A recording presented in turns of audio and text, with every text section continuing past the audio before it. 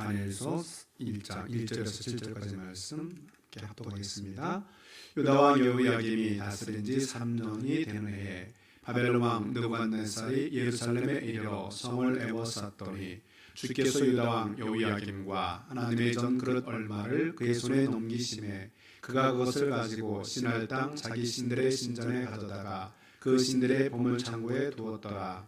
왕이 환관장 아스고나스에게 말하여 이스라엘 자손 중에서 왕족과 귀족 몇 사람 곧 흠이 없고 용모가 아름다우며 모든 죄를 통찰하며 지식에 동달하며 학문에 익숙하여 왕궁에 쓸만한 소녀를 데려오게 하였고 그들에게 갈대아 사람의 학문과 언어를 가르치게 하였고 또 왕이 지정하여 그들에게 왕의 음식과 그가 마시는 포도주에서 날마다 쓸 것을 주어 3년을 기르게 하였으니 그 후에 그들은 왕 앞에 서게 될 것이더라.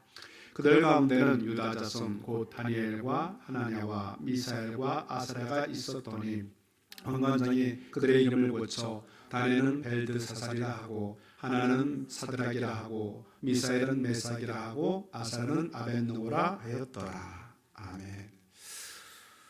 자, 다니엘은 어린 나이에 감당하기 힘든 절망적인 일들을 너무나도 많이 당한 사람입니다.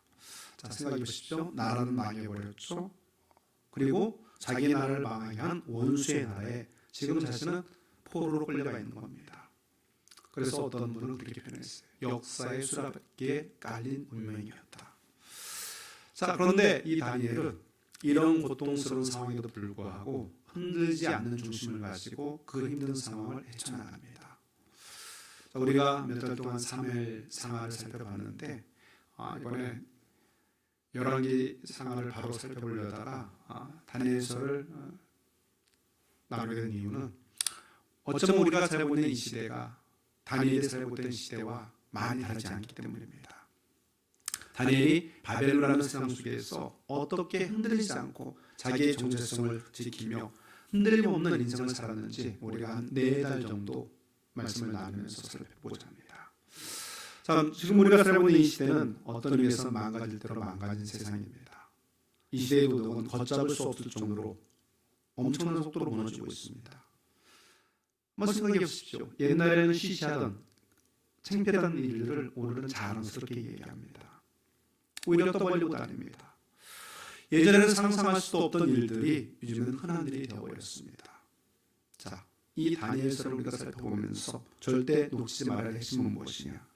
그것은 지독히 불경건한 문화의 한복판에서 다니엘이 어떤 삶을 보여주었냐입니다.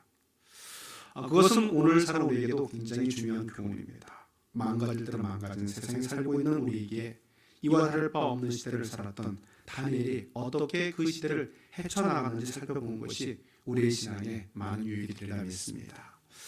자, 다니엘서 일단 비극적으로 이야기가 시작됩니다. 자, 1절 말씀 같이 읽습니다. 유다 왕 여호야김이 다스린 지 3년이 되는 해에 바벨론 왕 느부갓네살이 예루살렘에 이르러 성을 에워쌌더니. 자, 여기서 관심을 가져야 될 표현이 뭐예요? 여호야김이 다스린 지 3년이 되던 해.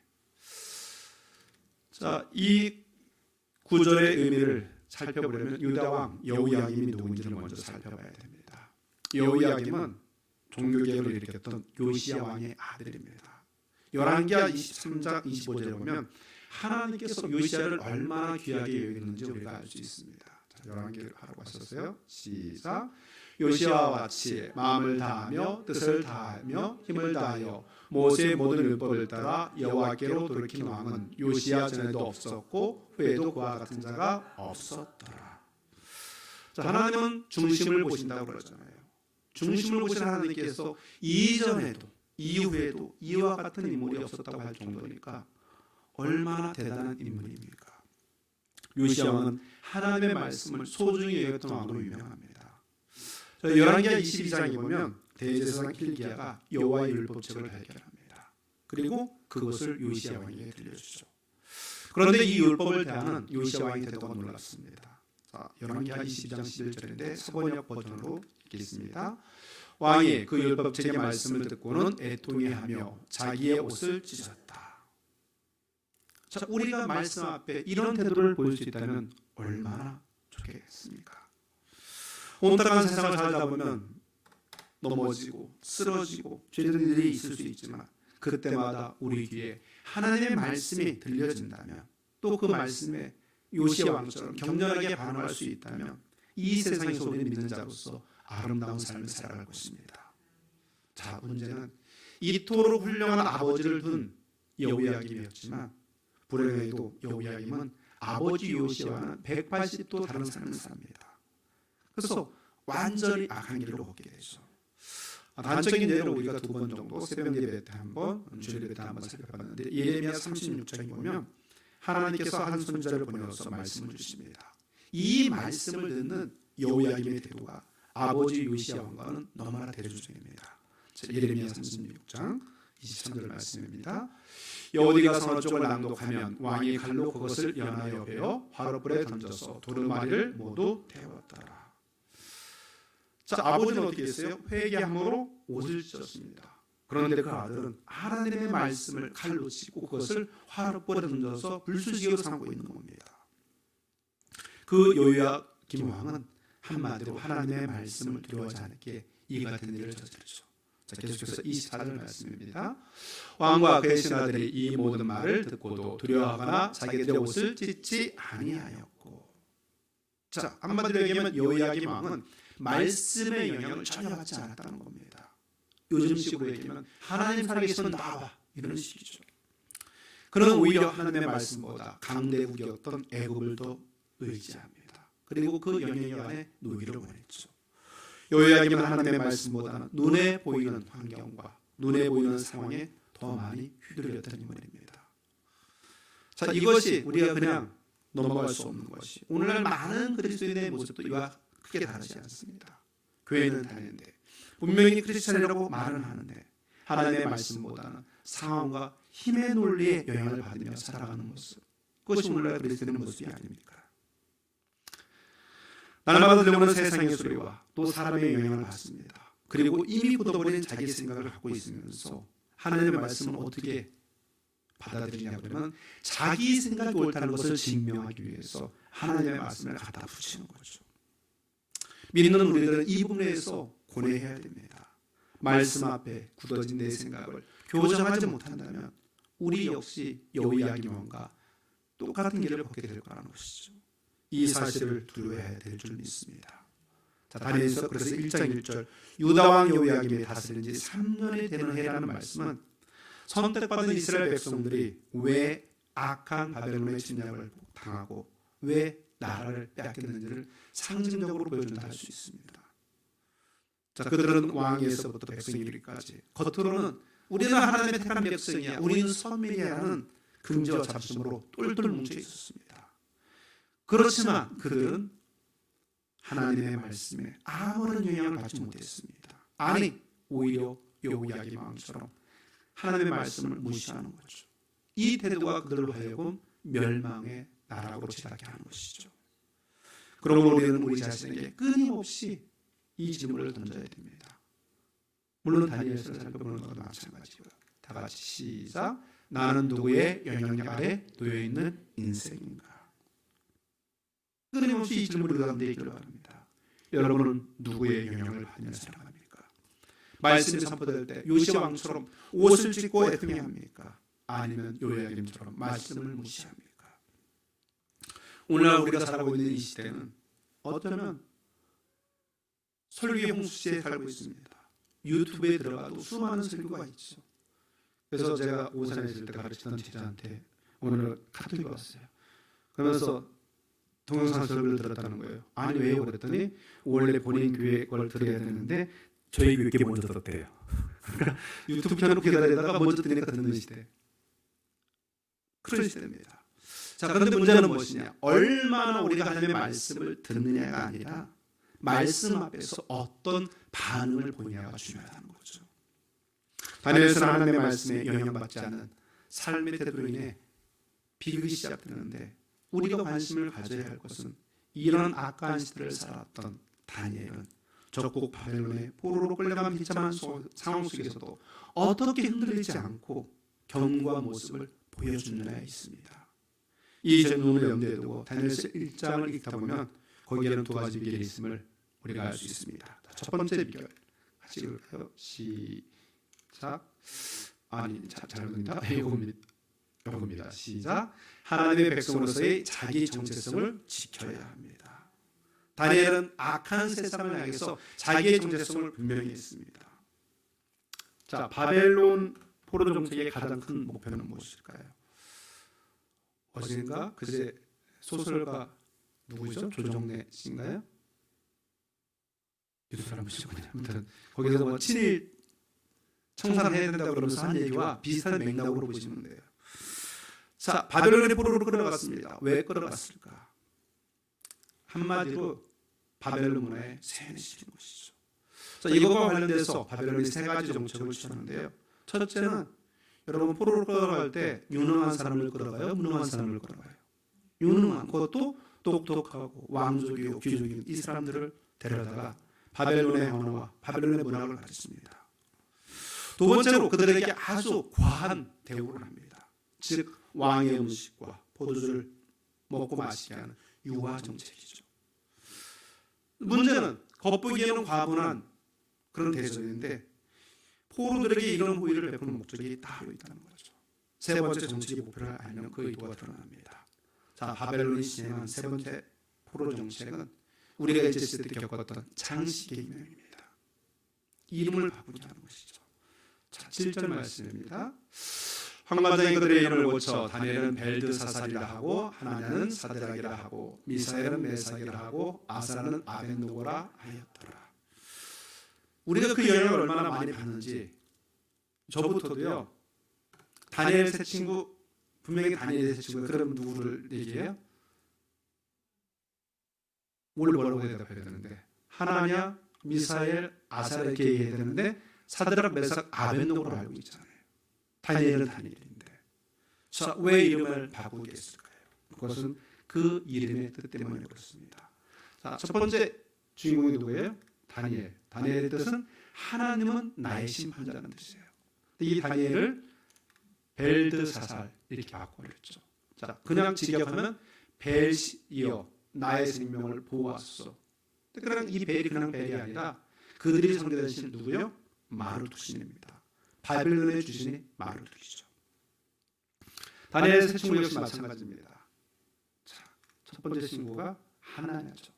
여호와가 은혜를 베푸신다. 얼마나 좋은 이름이에요. 그런데 이것을 사드락으로 바꾸죠. 사드락의 뜻은 아쿠의 명령이라는 뜻인데 아쿠는 달의 신입니다. 또 그 다음에 미사엘. 누가 하나님인가? 메삭으로 바꾸죠. 누가 아쿠의 신인가? 인정을 받으네요. 마지막 아사라의 이름을 아벤노고로 바꾸죠. 아사라는 하나님께서 도우신다는 뜻인데 아벤노고는 느고의 종 또는 느부의 종인데 느고는 마르투 신의 아들입니다. 자, 저 네 사람의 이름의 공통점이 뭐예요? 다 바빌론의 신과 관련이 있습니다.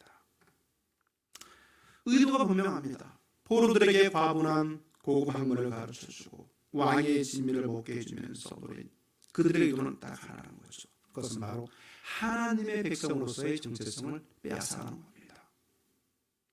하나님의 백성으로의 정체성을 빼앗아가는 바벨론의 정책이 오늘 우리 시대에도 그대로 적용되는 것 같아서 우리는 두려움을 느낍니다. 무엇이 그렇습니까? 청소년과 청년들의 문화를 보십시오. 이 시대의 문화를 보면요,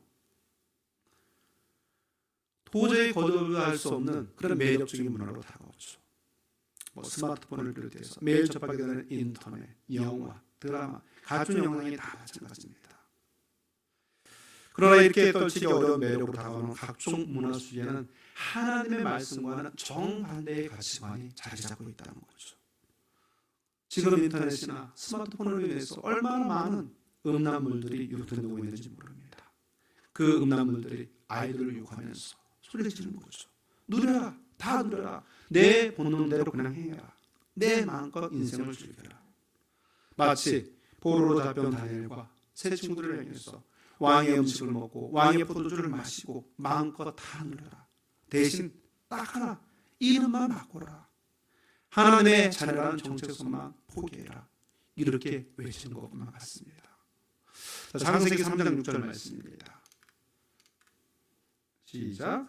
여자가 그 나무를 본즉 먹음직도 하고 보암직도 하고 지혜롭게 할 만큼 탐스럽기로 한 나무인지라. 여자가 그 열매를 다 먹고 자기와 함께 있는 남편에게도 주매 그도 먹은지라. 자, 오늘 우리 시대의 문화도 마찬가지입니다. 우리 시대의 문화가 먹음직하고 보암직하고 지혜롭게 할 만큼 탐스럽다는 거죠. 이런 현실이다 보니 신앙교육이 비집고 들어갈 데가 없습니다. 이것이 우리 아이들이 혼미하게 되는 세상의 문화라는 겁니다. 근데 여기서 드러나는 다니엘의 귀함이 무엇입니까? 이렇게 문화로 세례하는 바벨론의 정책에 단호하게 거절함으로 당했다는 겁니다. 자, 다니엘이라는 이름을 포기하고 벨드사살이라고 이름을 바꾸라는 황관장의 요구에 다니엘이 단호하게 이야기하죠. 자, 시작. 나 다니엘은 중심에 근심하며 내 머릿속에 환상이 나를 범인에게. 벨드사살이 아니라 누구요? 나 다니엘. 자, 8장 1절 말씀. 나 다니엘은 처음에 나타난 환상원. 자, 15절. 나 다니엘이 이 환상을 보고 그 뜻을 알고자 할 때에. 반복되는 나 다니엘이라는 표현 속에는 단호한 그의 결의가 느껴집니다.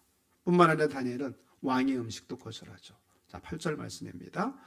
다니엘은 뜻을 정하여 왕의 음식과 그가 마시는 포도주로 자기를 더럽히지 아니하리라고 자기를 더럽히지 아니하도록 환관장에게 구하니. 자, 여러분 생각해 보십시오. 지금 자신의 처지가 뭐예요? 포로로 끌려온 주제입니다. 그 주제에 왕이 자기를 위해 베푸는 진미와 포도주를 거절하겠다는 것은 굉장히 무리한 일이죠. 게다가 왕의 음식을 먹고 마시는 것을 뭐라고 그랬어요? 자기를 더럽히는 것으로 여겼습니다. 다니엘은 왜 이렇게 단호한 표현을 썼을까요? 두 가지 해석이 가능하겠죠. 첫째는 그 당시 왕의 음식과 포도주는 먼저 우상에게 바친 제물이기 때문에 다니엘이 그것을 먹으면 더럽혀진다고 생각을 한 것입니다. 또 하나는 다니엘이 왕의 음식과 포도주를 거절한 행위 중에서 오직 최고의 자리에 하나님만을 두겠다는 그런 의지가 있었다는 거죠. 다니엘의 입장에서 왕이 주는 음식을 먹는다는 것은 바벨론 왕을 하나님 버금가거나 또는 하나님보다 나은 그 이상의 충성의 존재로 여긴다고 생각했습니다. 그래서 다니엘은 거기에 대해서 타협을 하지 않죠.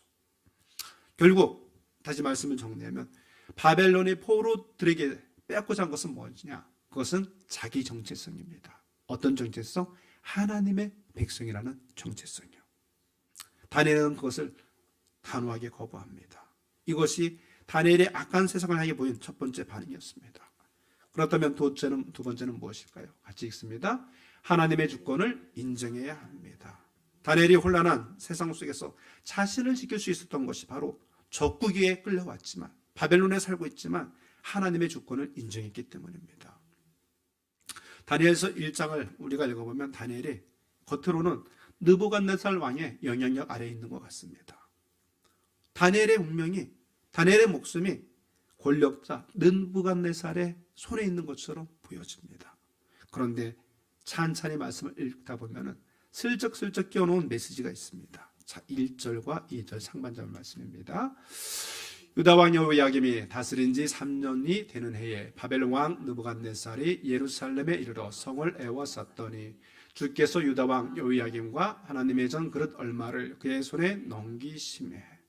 자, 앞에서 보면 분명히 느부갓네살이 주도적으로 한 것 같은데 2절에서 보니까 누가? 주께서.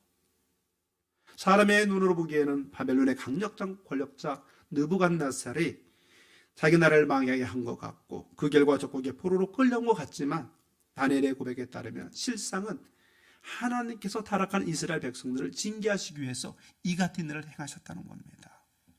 자, 8절 9절 말씀입니다. 다니엘은 뜻을 정하여 왕의 음식과 그가 마시는 포도주로 자기를 더럽히지 아니하리라 하고 자기를 더럽히지 아니하도록 환관장에게 구하니 하나님이 다니엘로 하여금 환관장에게 은혜와 긍휼을 얻게 하신지라. 자, 여기서도 마찬가지입니다. 겉으로 보기에 다니엘이 운이 좋아서 사람 좋은 환관장을 만나서 호의를 받은 것처럼 보이지만 그 이면에는 하나님의 주권이 있다는 겁니다. 즉 하나님께서 환관장의 마음을 흔들어 주셔서 호의를 받을 수 있도록 하셨다는 것이죠. 자, 17절 말씀입니다. 하나님이 이 내 소년에게 학문을 주시고 모든 서적을 깨닫게 하시고 지혜를 주셨으니 다니엘은 또 모든 환상과 꿈을 깨달아 알더라. 저 여기서도 다니엘이 고백하는 것이 무엇입니까? 자기들이 그렇게 학문을 깨닫고 환상과 꿈을 깨달아 알 수 있게 된 것도 그 배후에 하나님께서 지혜를 주셨기 때문이라는 겁니다. 다니엘은 이 사실을 정확하게 알고 있었습니다. 자, 올해 유난히 장마가 길었죠. 장마 때 보면은 온 세상이 먹구름으로 뒤덮입니다. 그런데 저 먹구름 너머로 빛은 딱 한 줄기 빛으로 태양이 사라진 것이 아니라 우린 뭘 알아요? 저 구름 너머에는 장렬하는 태양이 있다는 것을 아는 거죠. 마찬가지로 다니엘은 세상이 온통 험에 쌓여 있을지라도 그 너머에는 여전히 하나님이 계시다는 겁니다. 사람의 눈으로 보기에는 적국 바벨론의 포악한 권력자 느부갓네살 왕의 다스림 아래에 있는 것 같지만 하나님께서 오늘도 여전히 역사를 주관하시고 자신의 인생을 주관하고 있다고 고백하는 것이죠. 그런 의미에서 인생은 해석이 중요합니다. 뭐가 중요하다고요? 해석. 만약 우리가 다니엘과 같은 관점으로 우리 인생을 해석하게 된다면 내가 경험하는 모든 것에는 다 의미가 있고 따라서 우리 삶에서 버릴 것이 하나도 없음을 깨닫게 됩니다. 우리가 잘 알고 있는 강영구 박사님이 그렇습니다. 그는 중학교 때 축구공을 맞고 실명을 하죠. 여러분, 날 때부터 앞을 안 보이는 못 본 게 더 힘들까요? 아니면 어느 날 갑자기 안 보이는 게 더 힘들까요? 어느 날 갑자기 안 보이는 게 더 힘들죠. 더 큰 좌절이 있습니다. 멀쩡해 보이던 눈이 어느 날 공을 맞고 그렇게 됐으니 얼마나 절망적이었을까요? 그런데 다행인 것은 이 강영호 박사는 어릴 때부터 믿음이 좋았습니다. 그래서 실명이 걸리는 기간이 2년 정도였는데 2년 동안 거의 매일 이렇게 기도하는 거예요. 하나님, 제 눈을 고쳐주세요. 하나님, 제발 좀 보이게 해주세요. 그런데 우리가 아시는 것처럼 이 기도가 응답되지 않습니다. 하나님께서는 오히려 눈을 고치시는 것이 아니라 아주 흐릿하게 보이는 것마저도 아예 안 보이게 만드신 거예요. 어지간한 사람 같으면 하나님을 원망하고 불신하면서 자기 인생을 비관하는 길로 갔을 것 같지만 강영호 박사는 그러지 않습니다. 본문에 비추어 말하면 다니엘이 가졌던 하나님의 주권에 대한 확신이 있었습니다. 그래서 중학교 때부터 점자를 배우기 시작합니다. 그리고 검정고시를 거쳐서 대입시험을 치르죠. 우리가 알고 있는 것처럼 장애인으로서는 우리나라 최초로 연세대학교 교육학과에 입학을 합니다. 그리고 단과대를 수석으로 졸업을 합니다. 그리고 전액 구피장학생으로 미국에 유학을 가죠. 그리고 본인이 올 수 있는 최고의 위치, 백악관 국가장애위원회 정책차관부까지 역임을 합니다. 그것을 군대 계급으로 치면 별 4개까지 난 거예요. 강영호 박사가 자기의 인생에 회고하는 부분 가운데 이렇게 기록을 해놨습니다. 자, 같이 시작. 내가 여기에 섰을 때 하나님이 만일 예스로 내 시력을 회복시켜 주셨다면 나는 아마 고작 노동자 정도로 인생을 끝냈을 것이다. 그런데 하나님은 나에게 시력 대신에 꿈을 주셨다. 여러분, 예스가 다 좋은 건 아닙니다. 저 표현은 뭐예요? 노동자를 낙이 본 게 아니라 중요한 건 뭐라는 거예요? 절망 가운데도 일하시는 하나님, 온갖 비전으로 다가오신 하나님의 은혜가 너무 벅차서 고백이 아니겠습니까? 강영호 박사는 인생을 볼 때 하나님의 통치라는 렌즈로 봤기 때문에 실명이라는 비극을 겪을 때도 하나님께서 이쪽 문을 닫으셨으니까 이쪽 문을 여시겠구나, 그런 진실하신 하나님을 바라본 것이죠. 그것을 믿었기 때문에 모든 사람이 존경하는 그 놀라운 자리까지 오를 수 있었습니다. 희망은 여전히 말씀하시는 하나님께 있습니다.